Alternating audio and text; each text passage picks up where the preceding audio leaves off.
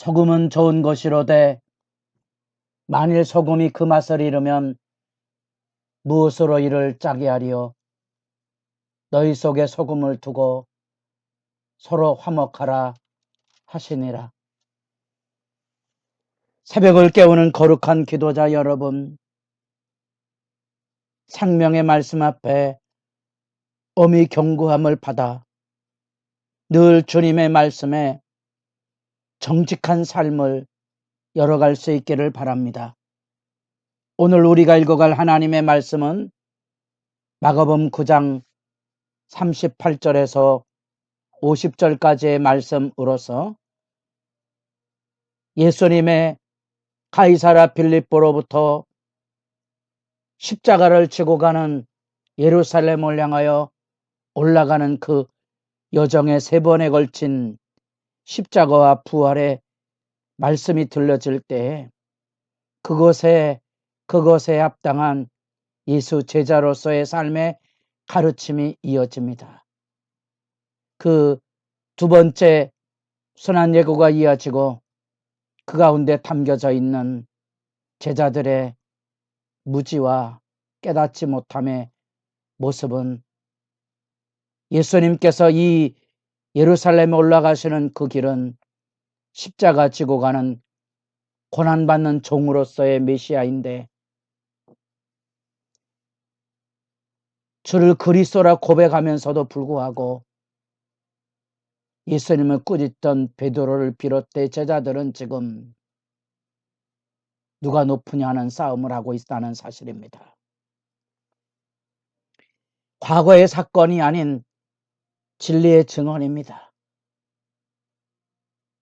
인간의 무지와 어리석음이 무엇인지를 충분히 생각할 수 있는 사건입니다. 십자가 지고 가야 될 교회의 경건 생활과 그 지도력이 누가 높으냐의 싸움으로 변질된 세대를 살아가는 우리. 이어서 우리는 여기서 스스로 자기들만 잘났다는 오만과 남을 함부로 폄훼함으로 분쟁과 다툼을 일으키는 악의 근절에 대한 소금의 맛을 우리에게 들려주는 말씀을 듣게 됩니다. 그런 점에서 십자가의 길은 우리에게 제자도의 핵심이라는 걸 알게 되고 그것을 우리의 일상 안에서 어떻게 받아들이고 이해하는지 말씀은 우리에게 그 다양한 상황을 비춰주고 있습니다. 그래서 누가 크냐에 이어서 이 독선적인 파당의 금지 명령을 들려주게 됩니다. 그것은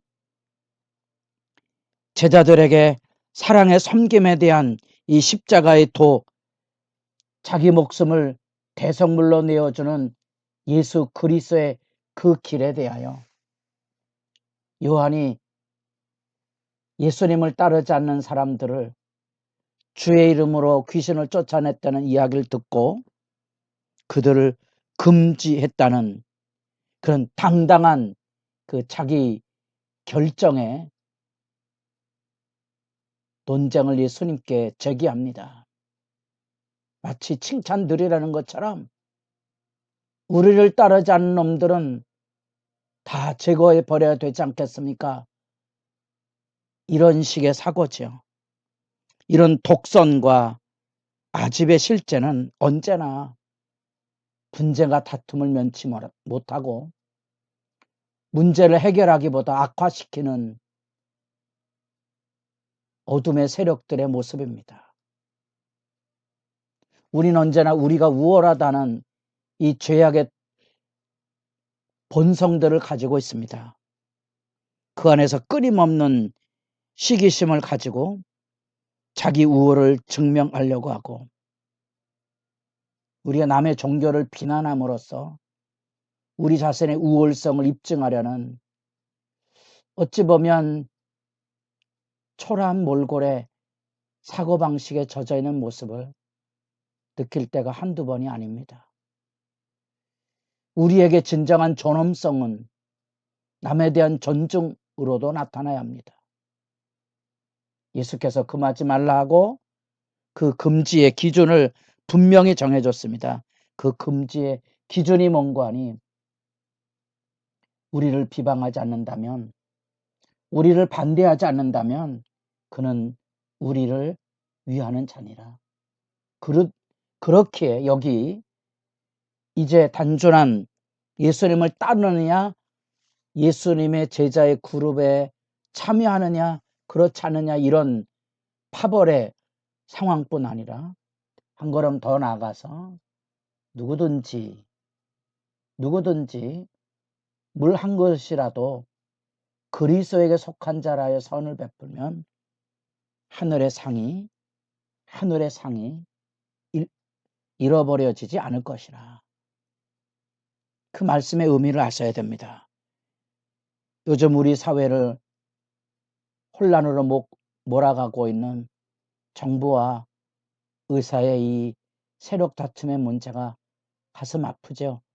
곳곳에서 우리는 이런 파벌로 인한 사회적인 혼란들이 초래되고 있는 것을 보게 되는데 늘 그 정당성을 물을 수밖에 없습니다.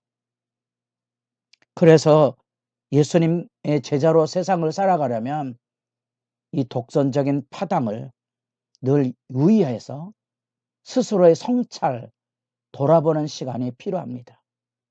예수님께서 십자가의 길에는 이런 금지법에 대한 기준을 분명히 정해 주셨다는 사실입니다. 그것은 우리를 반대하지 않는 자는 우리를 위하는 자리라. 조금 더 관용과 포용성을 가지고 사람들과 더불어 평화의 유대성을 가질 것을 가르치고, 이제 세 번째 제자도의 교훈은 보다도 내면의 무서운 죄악성, 이런 어떤 누가 크냐에 대한 우월감 문제, 독선적인 파당 문제로 야기되고 있는 실족의 문제입니다. 우리들의 잘났다는 논쟁 때문에 믿음이 약한 수많은 사람들을 교회당에서 무너지게 했던 경우들이 오늘의 현실이죠.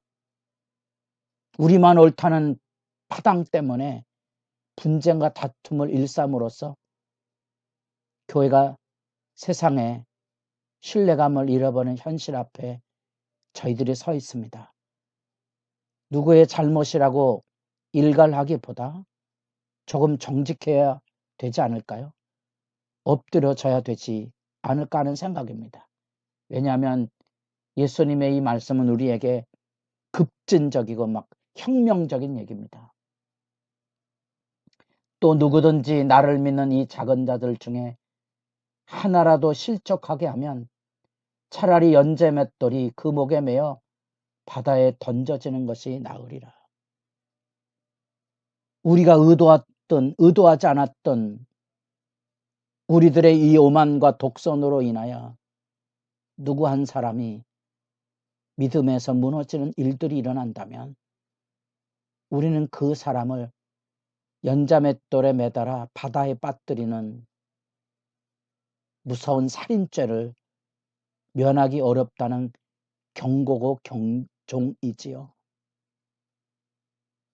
삼가 두렵게 옷깃을 염어야 될 부분이고요.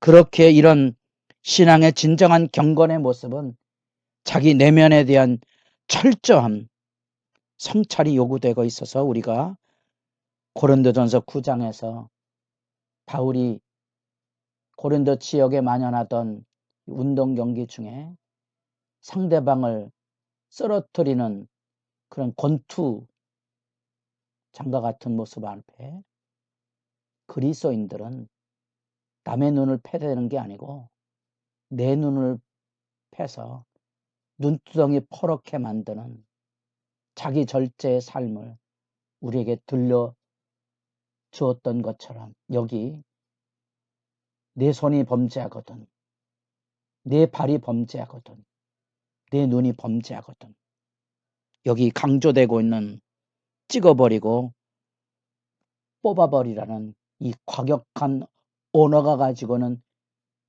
뉘앙스를 아시겠습니까?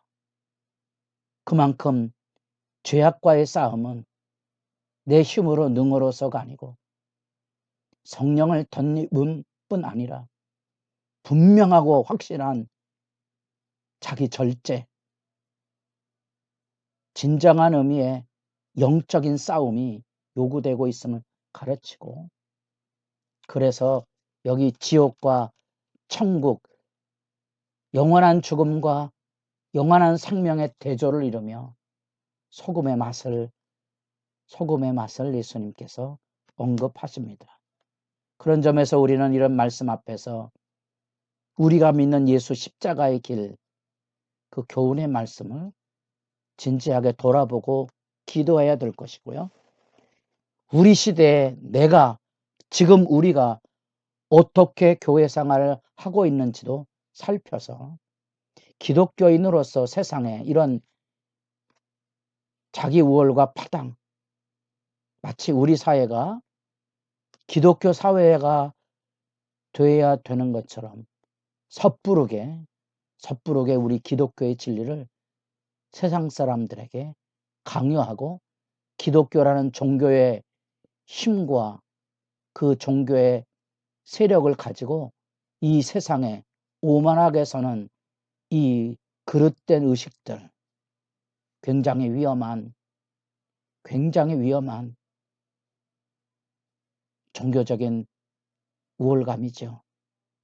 유의해야 할, 조심해야 될, 겸손해야 될 신앙의 교훈이고요. 보다 더 우리 내면 안에 영혼을 잃어버리는 일, 작은 자 한 사람에 대한 소중한 존재의식, 이런 양을 찾아 나서는 거룩한 도전처럼 선발이 잘려지더라도 천국 백성으로 살아가는 이 소금의 맛, 그 소금과 같이 영원히 변함없는 서로를 정결케 하는 분명한 기능, 우리도 기억하시고 기도해야 될 것입니다.